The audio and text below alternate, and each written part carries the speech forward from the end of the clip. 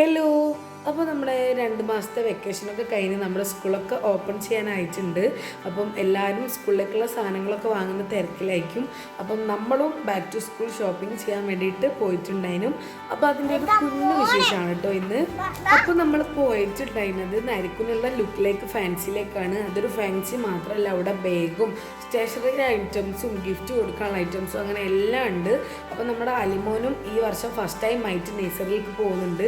അപ്പം അതുകൊണ്ട് തന്നെ അവന് ബാഗും പുതിയ കൊടയും വാട്ടർ ബോട്ടിലൊക്കെ വാങ്ങുന്ന എക്സൈറ്റ്മെൻറ്റിലാണ് അവനും. അപ്പം അവൻ ആദ്യം തന്നെ പറഞ്ഞിട്ടുണ്ടായിരുന്നു സ്പൈഡർമാൻ്റെ ബാഗ് മതിയെന്ന്. അതിൻ്റെ കൂട്ടത്തിൽ എനിക്കൊരു ബാഗും പൗച്ചും ഒക്കെ അതിൻ്റെ കൂട്ടത്തിൽ എടുക്കുന്നുണ്ട്.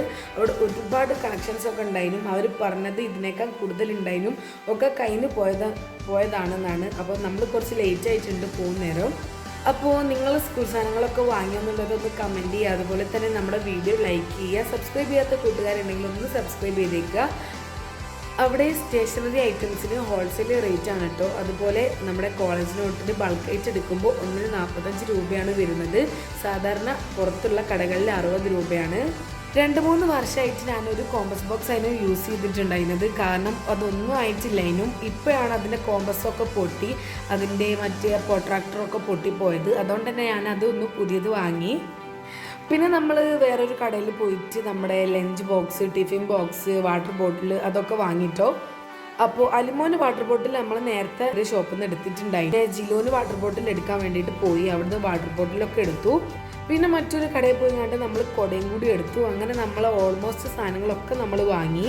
അങ്ങനെ പിന്നെ സാധനങ്ങളൊക്കെ വാങ്ങിയ ക്ഷീണത്തിൽ നമ്മൾ നരിക്കുനി സിയമറാഹത്ത് ഹോട്ടലിൽ പോയിട്ട് പൊറാട്ടയും കടായി ചിക്കനൊക്കെ കഴിച്ചു.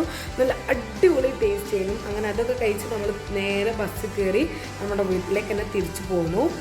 അങ്ങനെ പിന്നെ വീട്ടിലെത്തിയതിന് ശേഷം എല്ലാ സാധനങ്ങളും എടുത്ത് നോക്കി ഓരോരുത്തർ സെക്ഷനാക്കി മാറ്റി വെച്ചു. അങ്ങനെ വീട്ടിലെത്തിയും പിന്നെ മഴ തുടങ്ങിയിട്ടുണ്ടായിരുന്നു. ഭാഗ്യത്തിന് നമുക്ക് മഴ കിട്ടിയിട്ടില്ല. അപ്പം വീഡിയോ ഇഷ്ടപ്പെട്ടാൽ ലൈക്ക് ചെയ്യാൻ മറക്കണ്ട. അടുത്തൊരു വീഡിയോ വരുന്നത്. ബൈ.